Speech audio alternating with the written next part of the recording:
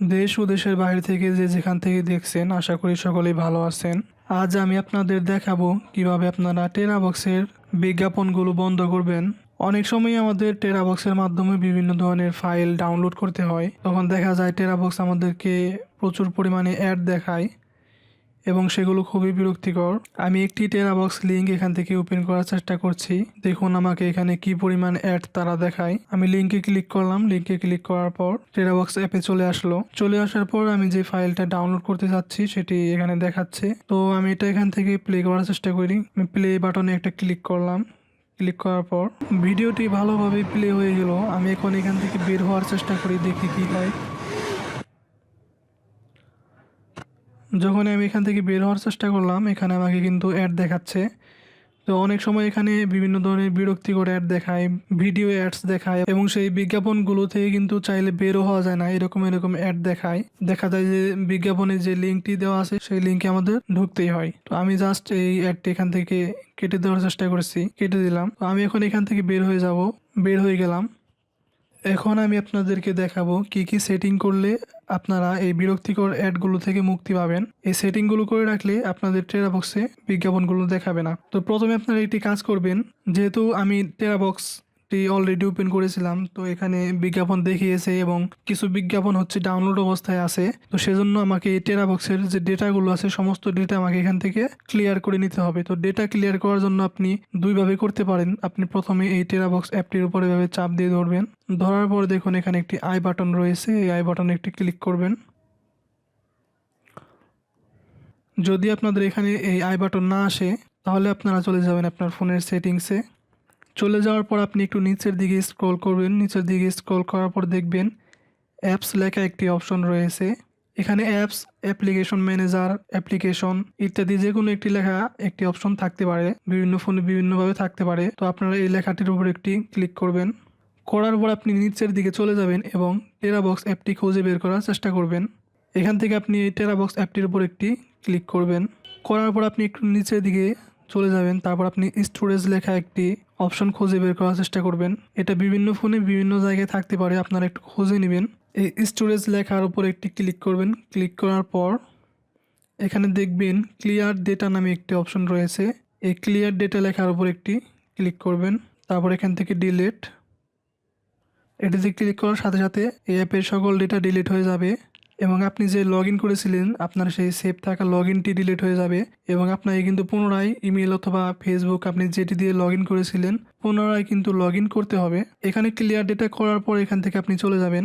চলে যাওয়ার পর আপনি এই সেটিংটি করে রাখতে পারেন। এটি হচ্ছে অপশনাল, আপনি চাইলে করতেও পারেন, না করতে পারেন। অনেক সময় দেখা যায় টেরাবক্স থেকে আমাদেরকে অটোমেটিক্যালি গুগল প্লে স্টোরে নিয়ে যায়, সেজন্য আপনাকে এটি করতে হবে। আপনি টেরাবক্স অ্যাপের, আমি একটু আগে টেরাবক্স অ্যাপের সেটিং বের করা যেভাবে দেখালাম, আপনারা ওইভাবে গুগল প্লে স্টোরের জন্যও সেখানে চলে যাবেন। আপনারা চাইলে সেটিং থেকেও যেতে পারেন অথবা এই আই বাটনে ক্লিক করেও যেতে পারেন। আমি ভিডিওটি বড় করতে যাচ্ছি না, সেজন্য এখানে আমি আই বাটনে ক্লিক করে চলে যাচ্ছি। চলে যাওয়ার পর দেখুন এখানে সেট অ্যাজ ডিফল্ট নামে একটি অপশন রয়েছে, এটিতে একটি ক্লিক করবেন। এটিতে ক্লিক করার পর আপনারা এটি অফ করে দিবেন। এটি বন্ধ করে দিলে কি হবে, টেরাবক্স থেকে অনেক সময় দেখা যায় আমাদেরকে অটোমেটিকলি গুগল প্লে স্টোরে নিয়ে যায়।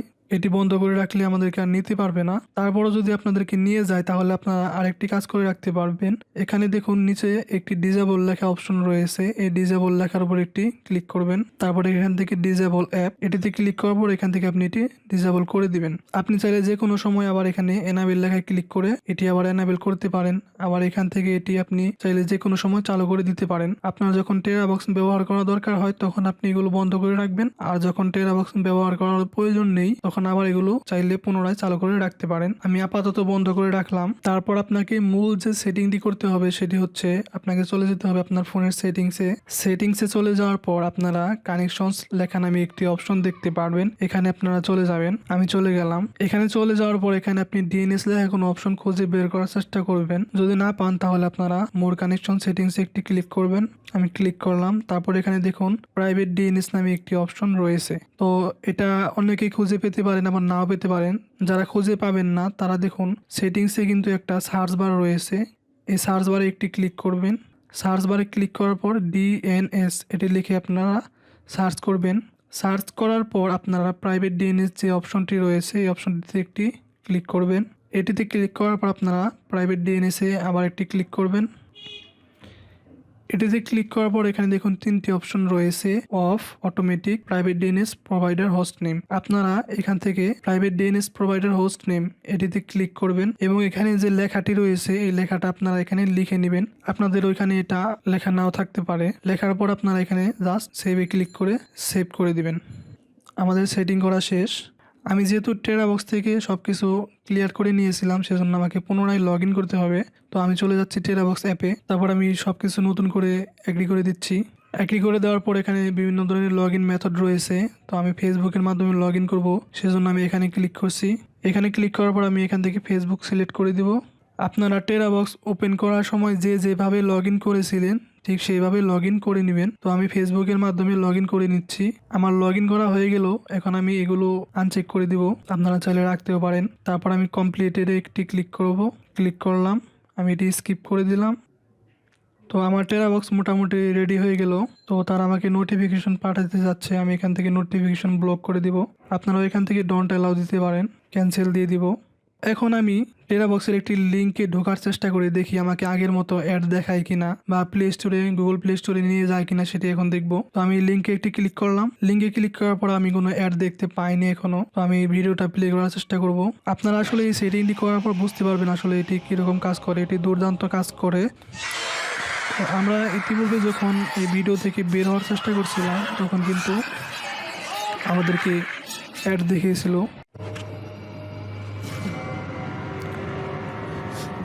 এখন আমি দেখবো আমাদেরকে অ্যাড দেখায় কিনা, এই জন্য আমি ব্যাক বাটনে একটি ক্লিক করলাম।